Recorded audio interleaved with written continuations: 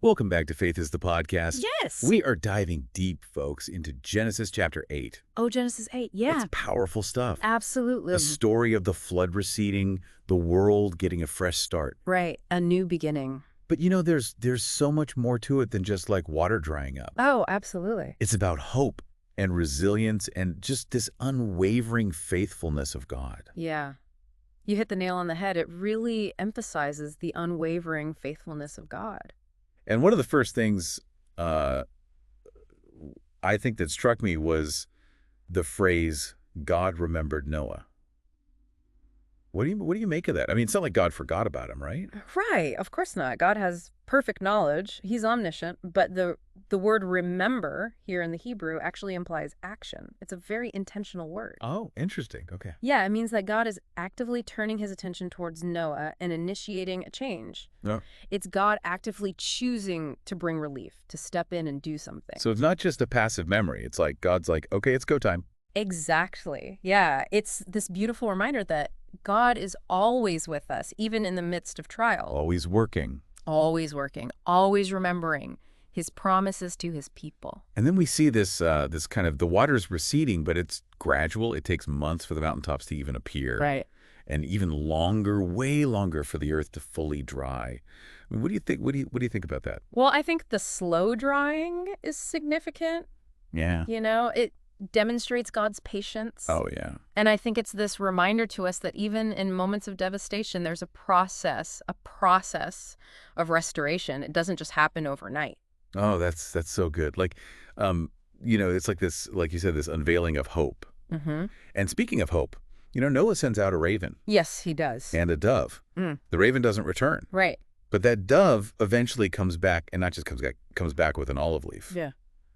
What do you think is the significance of choosing those two birds? Well, I've always found that really fascinating, the choice of a raven and a dove. The raven's often associated with darkness and solitude, even death in some cultures. So, Yeah.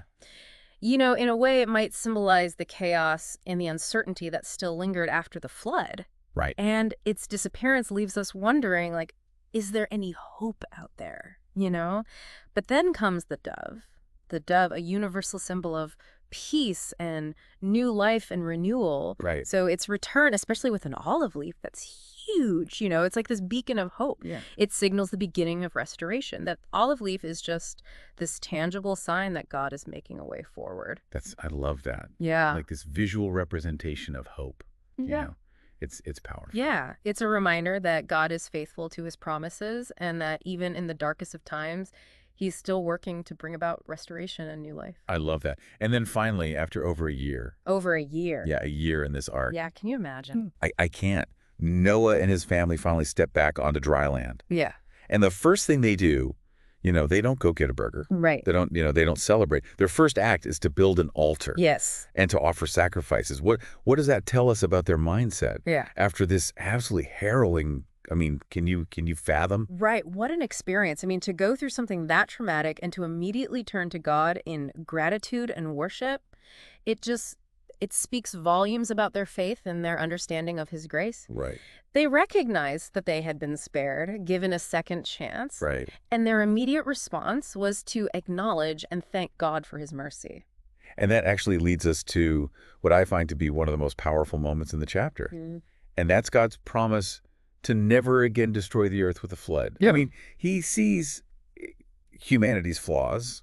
He's not blind to that, but he chooses to offer mercy instead of judgment. Right. And that's such a crucial point. It's a testament to God's unwavering love and faithfulness. Right. He establishes a covenant with Noah. Mm-hmm. And it's not just for Noah, it's a covenant for all humankind. All humankind. Yeah. And it's symbolized by the rainbow. Oh, wow. Such a powerful symbol. Yeah. It's a promise that despite our imperfections, God desires a relationship with us.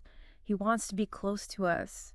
And he's willing to offer us new beginnings. And that's huge. It is. That's a really powerful message of hope. Yeah. And, it makes me think about another promise, a new beginning offered through Jesus Christ. Yes, that's right. just as God saved Noah and his family. Yes. He offers salvation to all of us. To all of us. And that theme of redemption, it runs throughout Scripture, culminates in the ultimate sacrifice, the sacrifice of Jesus. Right.